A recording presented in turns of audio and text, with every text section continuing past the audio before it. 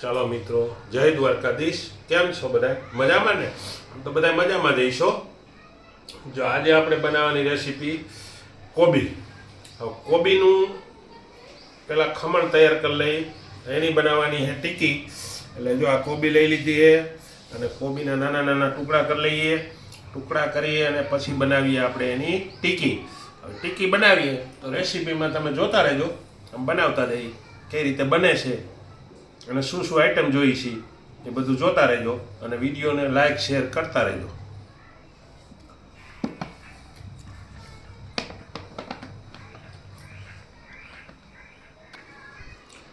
જો કોબીને પહેલાં આ રીતના ટુકડા કરી લેવાના. જો આ રીતે હે ને ટુકડા કરી લેવાના. આમાં કરો અથવા મિક્સરના ઓલામાં કરો, એટલે આવી રીતના નાના નાના ટુકડા કરી અને કોબીને તૈયાર કરવાની. જો આવી રીતના. ચલો આમાં છે ને હવે જો આ એક ડુંગળી નાખી દઈએ આપણે. જો આ ક્રશ કરેલી છે, બરાબર. ડુંગળી છે ને સ્વાદ અનુસાર તમારે જેટલી નાખવી એટલી, 1 2 અમે તો 1 નાખી છે અત્યારે. જો એક ડુંગળી. હવે લસણ, આદુ અને મરચાંની પેસ્ટ કરીને રાખી છે તૈયાર, એને નાખી દઈએ આપણે, એડ કરી દઈએ.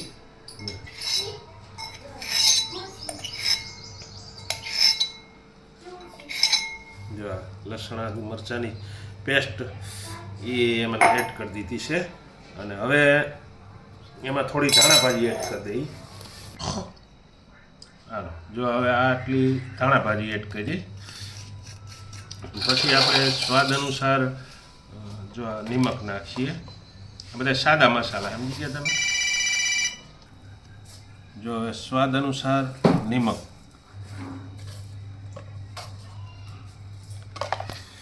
પછી સ્વાદ અનુસાર આમાં હે ને હલ્દી. જો પછી સ્વાદ અનુસાર ધાણા જીરું. અડધી ચમચી ગરમ મસાલો, અડધી ચમચી હિંગ અને 1 ચમચી જેટલું મરચું લાલ કાશ્મીરી. તમારે જેટલું તીખાશ કરવું ને એ રીતે નાખવાનું. જો અમે તો 1 ચમચી નાખ્યું છે. અને પછી છે ને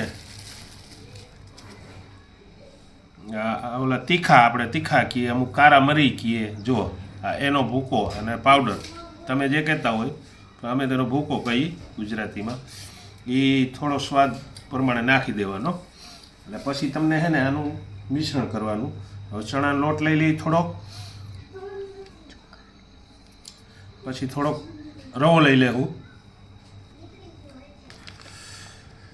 જો હવે એમાં છે ને 1 વાટકી જેટલો ચણાનો લોટ નાખી દઈશું આપણે. પછી અડધી વાટકી જેટલો રવો નાખી દઈશું.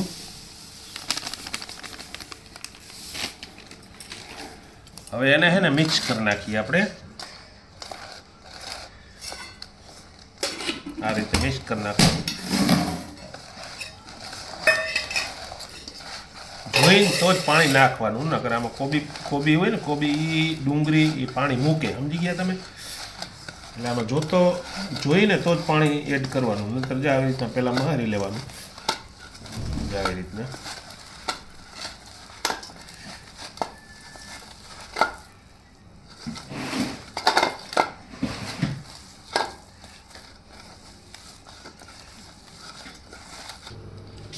તો આ રીતનું આપણે બેટર બનાવી અને તૈયાર કરી લીધું છે.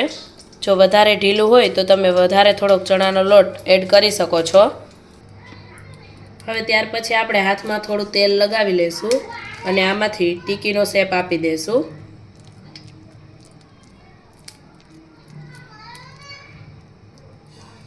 આ રીતે આપણે તેમાંથી ટીકીનો શેપ આપી દઈશું. અને પછી તેને આપણે એક પેનમાં ગરમ તેલમાં બંને સાઈડથી ક્રિસ્પી થાય ત્યાં સુધી તળી લઈશું. બધા બેટરમાંથી આપણે આ રીતે ટીકીનો શેપ આપી દઈશું. અને આપણે તળવાની નથી, ખાલી તેને બંને સાઈડથી ક્રિસ્પી થાય એ રીતે તેલમાં શેકવાની છે. તમારે તળવી હોય તો તમે તળી પણ શકો. આ રીતે આપણે બધા બેટરમાંથી ટીકીનો શેપ આપી દઈશું.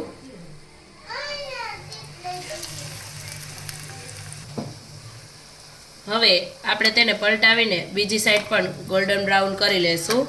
બંને સાઈડ આપણે સરખી રીતે શેકી લેશું.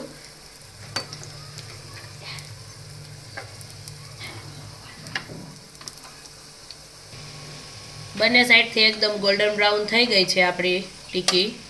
તો હવે આપણે તેને કાઢી લેશું.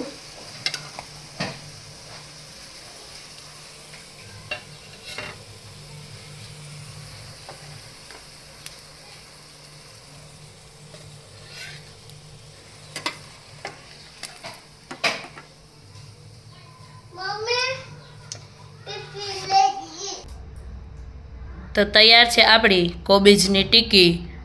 ખૂબ જ ટેસ્ટી અને ક્રિસ્પી બનીને તૈયાર થાય છે. તો તમે પણ એકવાર જરૂરથી ટ્રાય કરજો અને કમેન્ટ કરીને જણાવજો કે તમને રેસીપી કેવી લાગી. વિડીયો ગમે તો લાઈક અને શેર કરી દેજો. અને જો ચેનલમાં નવા હોય અને ચેનલને હજી સુધી સબસ્ક્રાઈબ ના કરી હોય તો ચેનલને સબસ્ક્રાઈબ પણ જરૂરથી કરી દેજો. અને બાળકોને એકવાર જરૂરથી આ રીતની કોબીજની ટીકી બનાવી અને જરૂરથી ખવડાવજો. અને આવા અવનવા ગુજરાતી વાનગીઓના વિડીયો જોવા માટે એકવાર અમારી ચેનલની અવશ્ય મુલાકાત લેજો.